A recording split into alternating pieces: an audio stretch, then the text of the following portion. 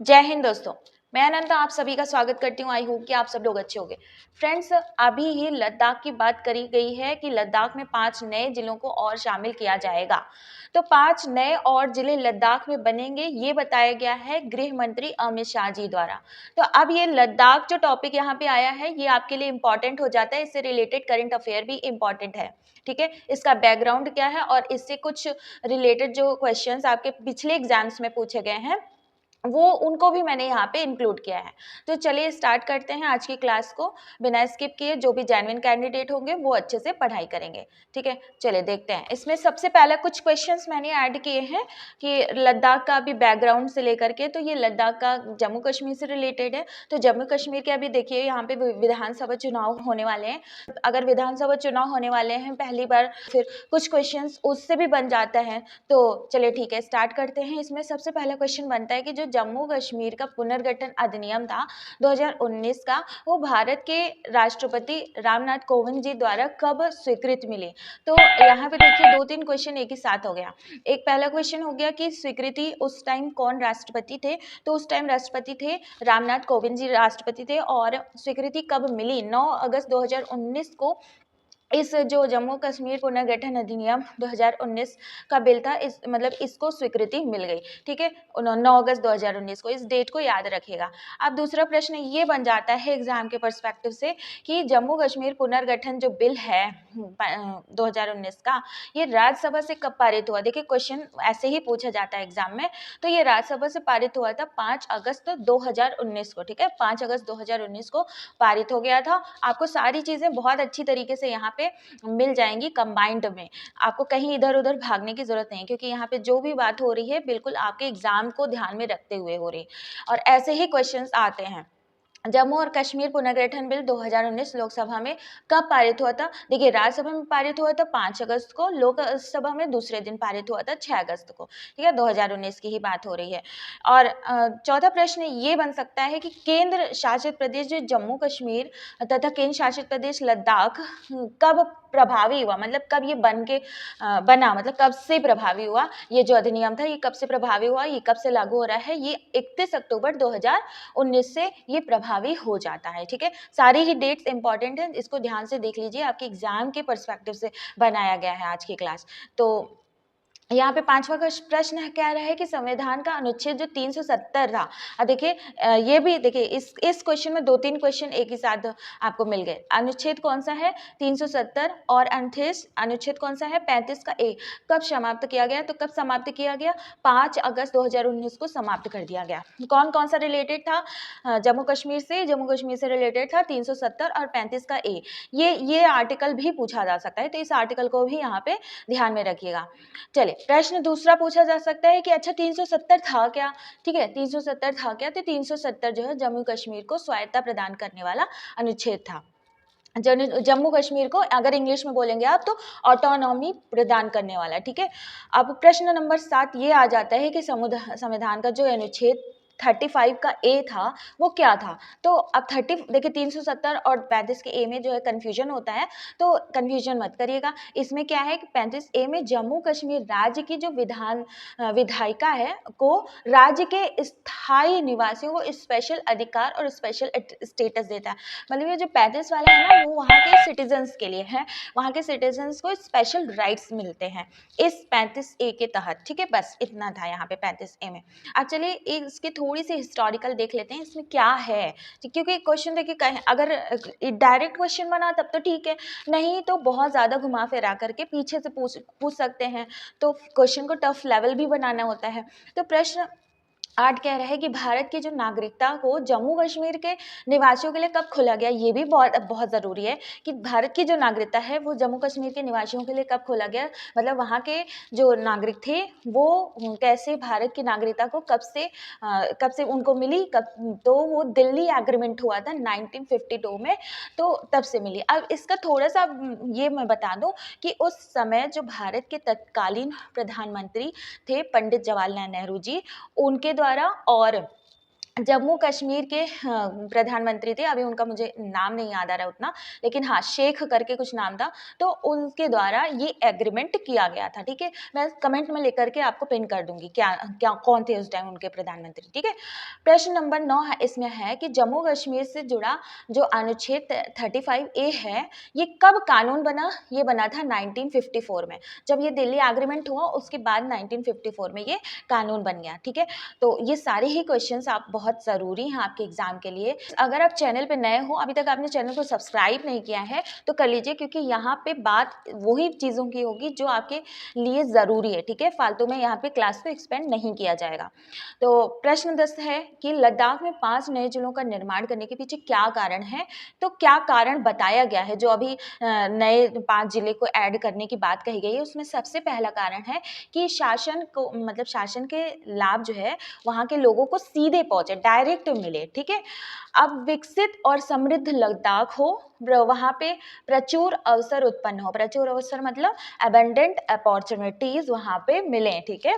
चौथा है कि नौकरियों का सृजन हो, नौकरियां मतलब वहाँ पे जॉब सर्विसेज वगैरह क्रिएट हों, और बेहतर प्रशासन और समृद्धि के लिए, अगर ओवरऑल देखा जाए तो बेहतर प्रशासन, बेटर गवर्नेंस, गवर्नेंस बेटर हो और समृद्ध हो। इसका मतलब ये है कि जो वहाँ की जो शासन व्यवस्था है वो अच्छी हो जाए, इसके लिए, ठीक?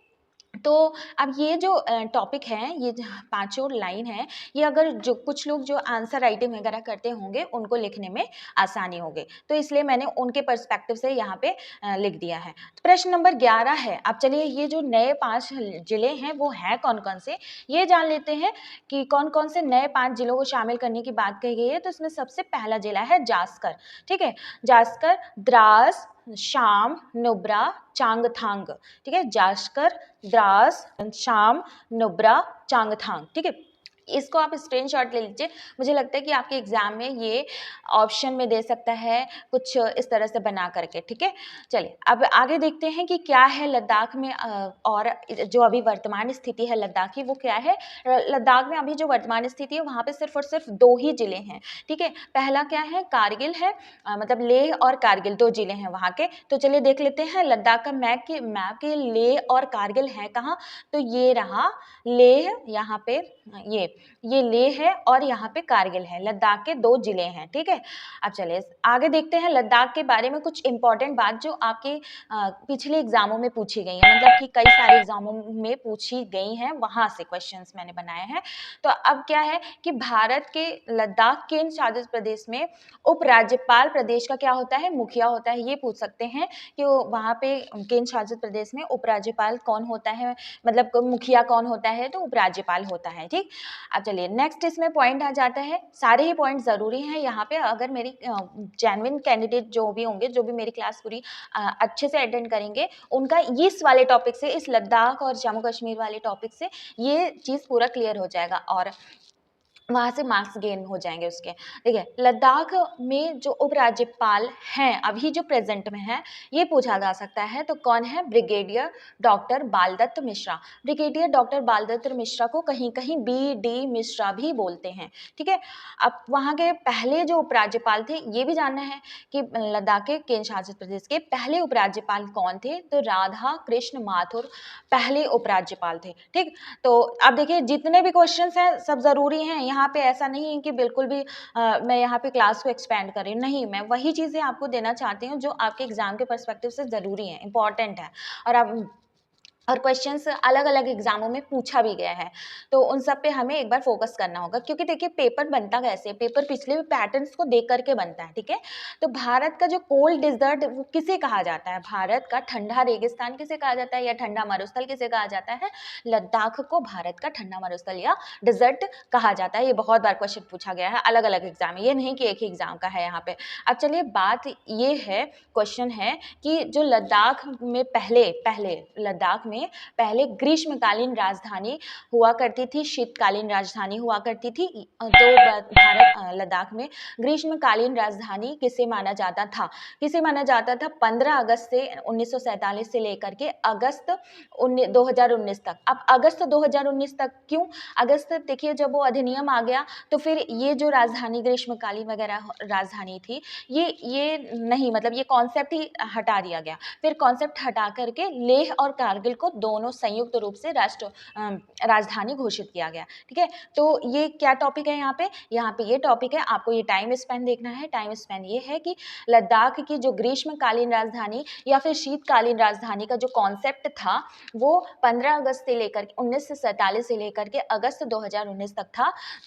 जब ये बिल पारित हो गया तो वो जो कॉन्सेप्ट था ये भी कैंसिल हो गया। तो अब क्या है?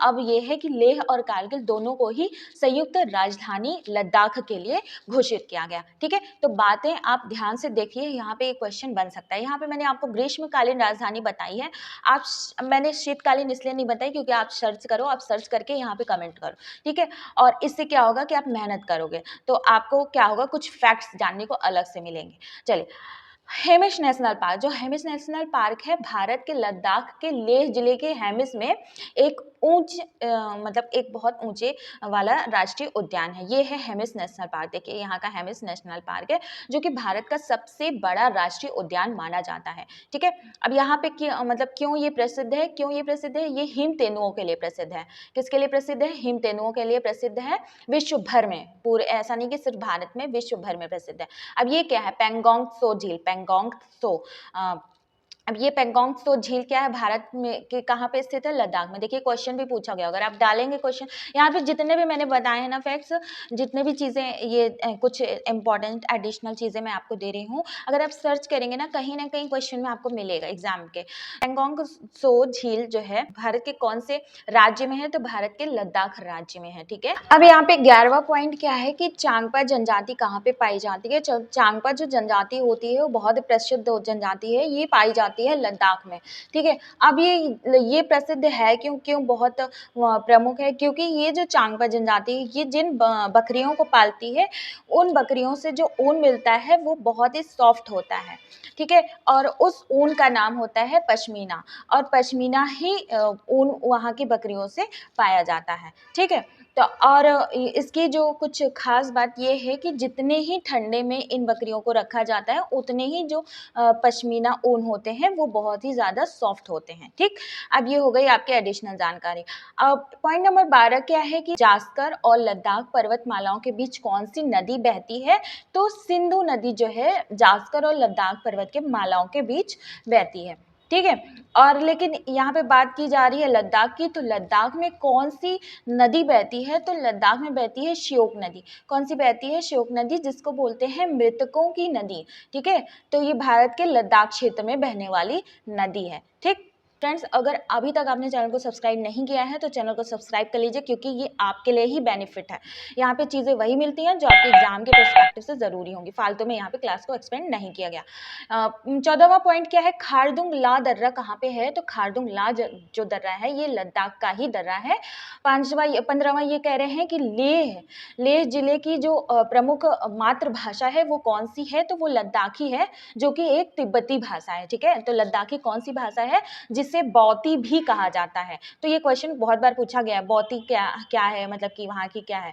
तो बौती क्या है? वहाँ की भाषा है। ठीक है, लद्दाख की भाषा है, और जो कि तिब्बती भाषा से मिलती जुलती है। ठीक, चलिए आज की क्लास यहीं तक करते हैं, उसके बाद फिर नेक्स्ट क्लास में हम आगे की क्लासेस बताएंगे। और मैं आपको बताना चाहूँगी कि मैंने एनसीईआरटी की क्लासेस स्टार्ट कर दी हैं, और उसी पर्सपेक्टिव से जो आपके एग्जाम के लिए ज़रूरी है। ठीक है, चलिए फिर मिलते हैं नेक्स्ट क्लास में, तब तक के लिए बाय बाय, टेक केयर, नमस्कार, जय हिंद।